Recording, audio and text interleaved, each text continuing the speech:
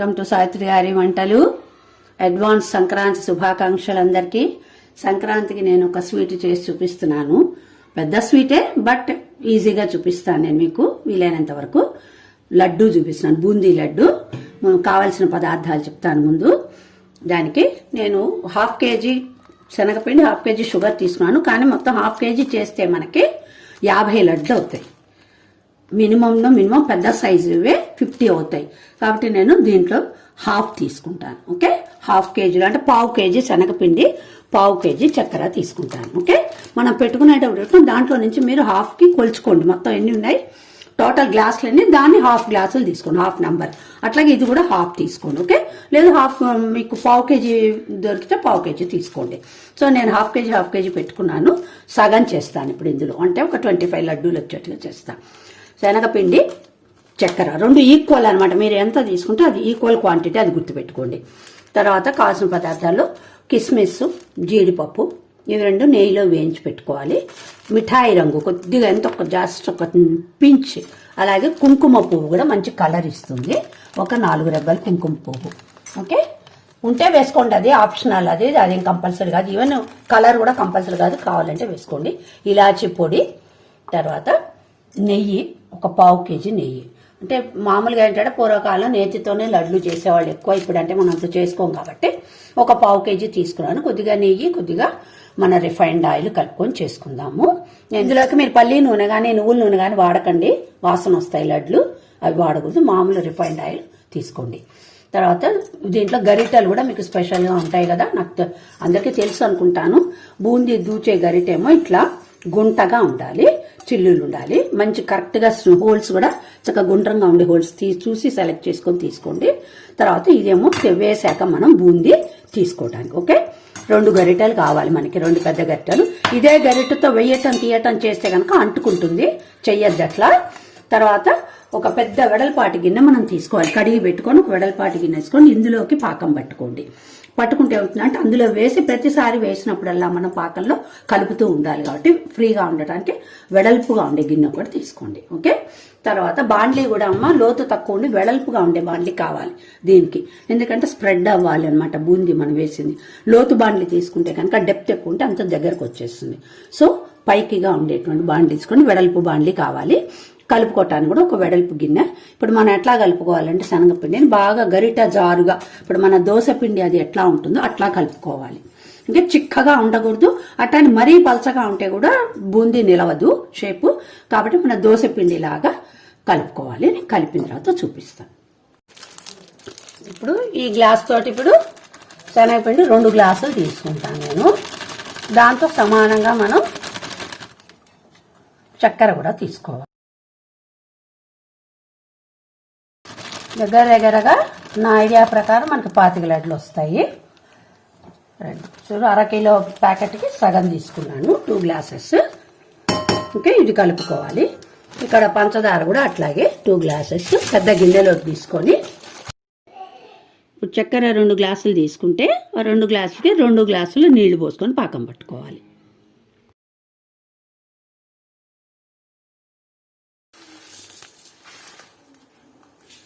చక్కెర కొంచెం ఎక్కువ స్వీట్ తినేవాళ్ళైతే ఇంకో గుప్పెడు వేసుకోవచ్చు. ఇవాళ ఎవరం తినం కాబట్టి సమంగా సరిపోతుంది. మనం 2 గ్లాసెస్ ఆఫ్ వాటర్ తీసుకోవాలి. 2 గ్లాసెస్ చక్కెరకి 2 గ్లాసెస్ వాటర్ తీసుకొని పాకం పట్టాలి. చూపిస్తాను మళ్ళీ. ఇట్లా అంటే మనకి 2 వేళ్ల మధ్యలో తీగ సాగాలి. అప్పటిదాకా దీన్ని అట్టు పెట్టుకోవాలి, సిమ్లోనే పెట్టుకోండి ఇది. ఓకే, ముందు ఎక్కడా కూడా గడ్డలు లేకుండా బాగా చితుపుకోండి పొడిని. చితుపుకున్నాక మనం కలుపుకున్నాం. గరిట జారుగా రావాలి, ఎక్కడ గడ్డలు ఉండకూడదు, ఉంటే మనకి బూందీ కరెక్ట్గా పడదు.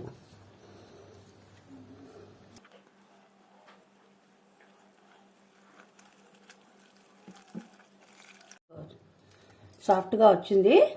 ఇట్లా గరిట జారుగా, ఇలా గరిటతో వేస్తే దాంట్లో పడేట్టుగా రావాలి. ఓకే, ఇక్కడ ఉండలు లేకుండా కలుపుకోండి.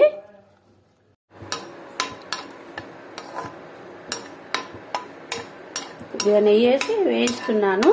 ఇందులోకి మనం నూనె కూడా వేసుకొని లడ్డూ చేద్దాము. చివర్లో కావాలంటే ఒక చెంచా మళ్ళీ నెయ్యి యాడ్ చేసుకోవచ్చు. ఓకే, పక్కన నూనె పెట్టేసుకున్నాను. ఆ నూనె కాగుతూ ఉంటుంది. ఈ లోపల మనం పంచదార పాకం బట్టి ఈ పంచదార పాకాన్ని పక్కన పెట్టుకుందాం. ఎందుకంటే ఈ సెగకి అది గట్టి పడకుండా ఉంటుంది అన్నమాట. పాకం బూందీ వేస్తున్నంతసేపు పక్కనే ఉంటే వేడిది అది తొందరగా గట్టి పడకుండా ఉంటుంది. అందుకని సెగ కింద పక్కనే పెట్టుకుంటాం. ఇది పాకం తీగ పాకం వచ్చింది. ఇప్పుడు ఇది చూడండి, ఇట్లా తీగలాగా పడుతుంది కదా, ఇట్లా సాగినట్టు పడుతుంది. ఇలా మనం వేలితో తీసుకుంటే కూడా మనకి తీగ సాగుతుంది.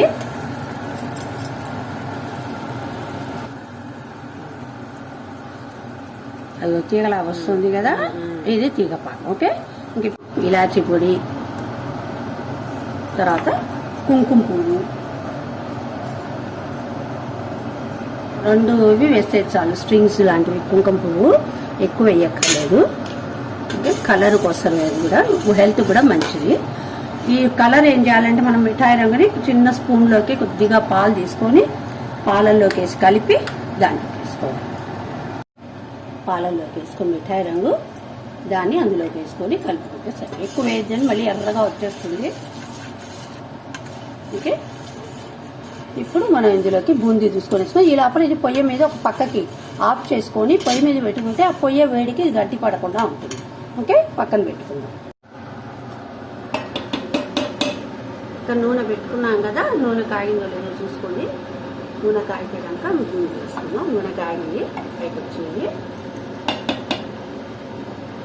ఇది ఒకటే ఫ్లేమ్లో పెట్టుకోండి. బూందీ వెయిట్ తీసేయటం అయిపోయాక మళ్ళీ కాసేపు ఇట్లా హైలో పెట్టుకోండి. నూనె సమంగా కాగుతుంటుంది. మళ్ళీ వేసేటప్పుడు సిమ్ చేసేసుకోండి. అప్పుడు అన్నీ ఒకే రకంగా వేగుతాయి.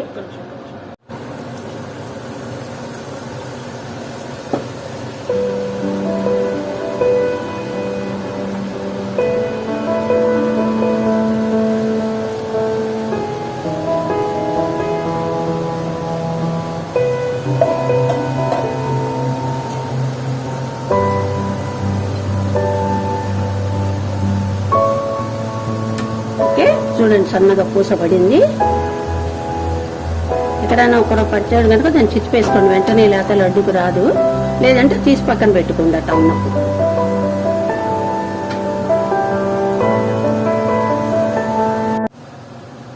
తీసేటప్పుడు కొంచెం లేత పసుపులోనే తీయాలి, మరీ ఎర్రగా కాల్చకండి, బాగుండదు.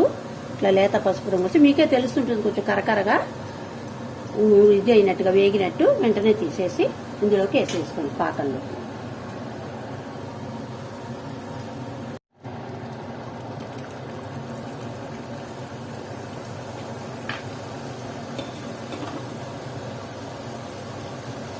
గిన్నెలతోటి దాంట్లో గరిటతో కలిపితే కనుక శుద్ధ వస్తుంది, పూస రాదు.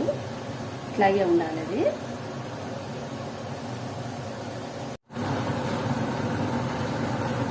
అయిపోయింది. ఇంక ఇది లాస్ట్లో వచ్చేసాము.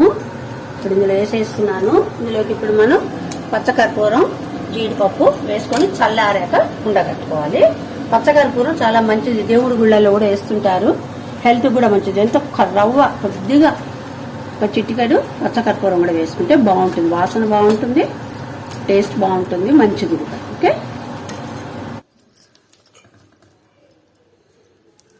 ఇట్లా ఉంటుంది పచ్చకర్పూరం అని, మంచి వాసన ఉంటుంది. దాన్ని ఒక రవ్వ జస్ట్ ఒక పించి, ఎందుకంటే ఎక్కువ అయితే అది చేదు వస్తుంది. జీడిపప్పు, ఇంకా నేతి లడ్లు తినాలనుకున్న వాళ్ళైతే చివరిలో ఇంకా కొద్దిగా ఇంకొక కప్పు నెయ్యి కూడా వేసుకోవచ్చు. నెయ్యితో నూనెలోనే నెయ్యి కూడా వేసేసి ఒకసారి వేయించేసాను. దీన్ని ఒక బేసన్లో తీసుకొని చల్లారాక మనం లడ్డు కట్టాలి. ఓకే, వేడి మీద కట్టాలన్న భయం లేదు, కట్టి చూపిస్తాను. చల్లారింది, మరీ చల్లారిపోయాక కట్టకండి, కొంచెం వామ్గా ఉంది. ఇప్పుడు కట్టేస్తున్నాను. చూడండి, ఒకవేళ మీకు రాలిపోతుంది అనిపిస్తే కనుక చివరిలో కొద్దిగా తడి చేయి చేసుకోండి. తడి పెట్టుకోండి, మొత్తం ముంచకండి చెయ్యంతా. కొద్దిగా తడి చేయి చేస్తే ఏంటంటే ఉండ గట్టిగా నిలబడుతుంది. ఓకే,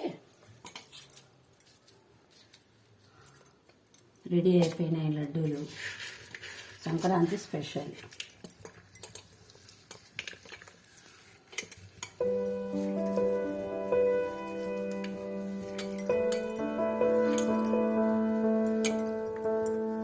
దీనికి 2 హ్యాండ్స్ యూజ్ చేయాల్సిందే, తప్పదు. కాబట్టి చక్కగా హ్యాండ్స్ శుభ్రంగా కడుక్కోండి, తడి లేకుండా తుడుచుకోండి. ఎప్పుడన్నా మరి ఉండ నిలవట్లేదు అనుకున్నప్పుడు మాత్రం కొద్దిగా తడి చేయి చేసుకోండి, పక్కన పెట్టుకొని. ఇవేంటంటే వెంటనే డబ్బాలో పెట్టకండి, ఎందుకంటే ఎక్కడ మనం కొంచెం తడి చేయి చేసుకుంటాం కాబట్టి డబ్బాల్లో పెట్టకండి. రాత్రి ఒక శుభ్రంగా ఒక పూటంతా కూడా కొద్దిగా గాలి బారేట్టుగా ఉంచి తర్వాత